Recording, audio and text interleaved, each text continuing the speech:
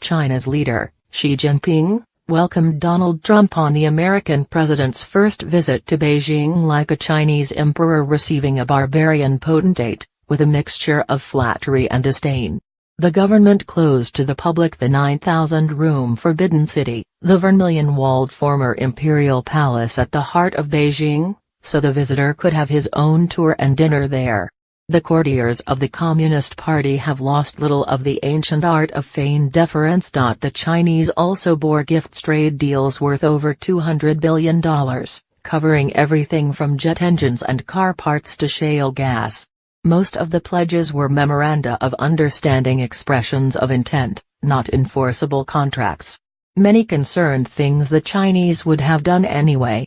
Still, Mr. Trump seemed pleased, as he also was by Mr. Xi's reiterated pledge to enforce UN resolutions on North Korea. The question is how long the summit's bonhomie will last. Under Mr. Xi, China has become more open in its challenge to American influence in Asia. The official media have turned more sharply critical of America's political system.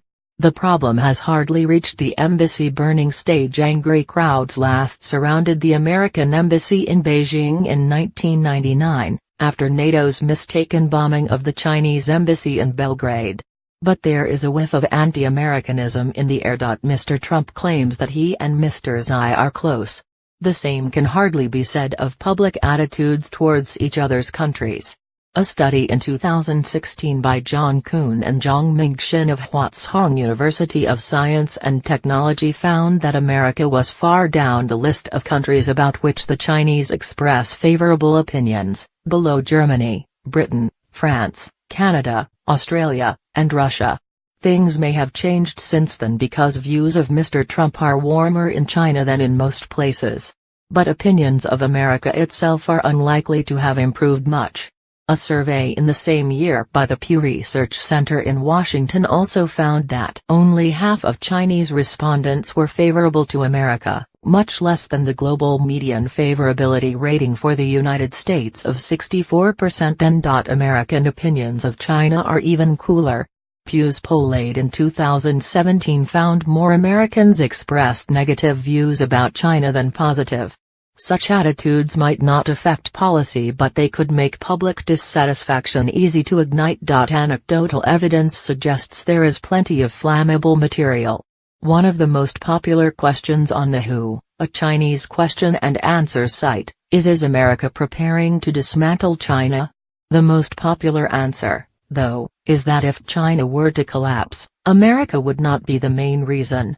It has been viewed 3 times since the start of 2016. The phrase "American air is so sweet" has become a term of online abuse. It stems from a comment by a Chinese graduate of an American university who said that when I took my first breath of American air, it was so sweet and fresh, I felt free.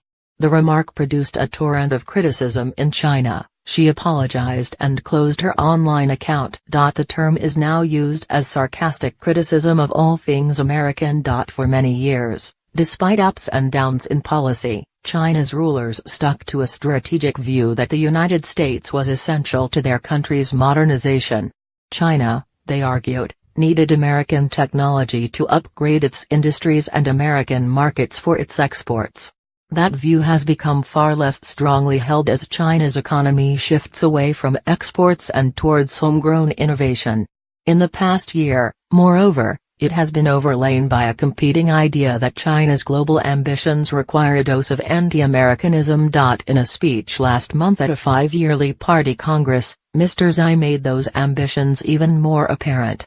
He talked of moving China closer to center stage and of the country's all-round efforts to pursue great power diplomacy with Chinese characteristics. It is not clear what these characteristics are, but it is a safe bet that they do not involve accepting global norms established by America. The United States has long proclaimed itself the last, best hope of Earth, to quote Lincoln. Now Chinese media are advancing similar claims about China's system. In mid-October, Xinhua, the main state-run news agency, made the case explicitly. In an article called Enlightened Chinese Democracy Puts the West in the Shade, it said the Western kind was doddering. It argued that the Chinese system leads to social unity rather than the divisions which it said were an unavoidable consequence of Western democracy. The commentary forbore to name names, but state media often talk of Mr. Trump's America as a prime example of what Xinhua referred to as the endless political backbiting, bickering and policy reversals which are the hallmarks of liberal democracy. Xinhua's description of democracy's self-destructive tendencies echoes that of a book published in 1991 called America Against America b.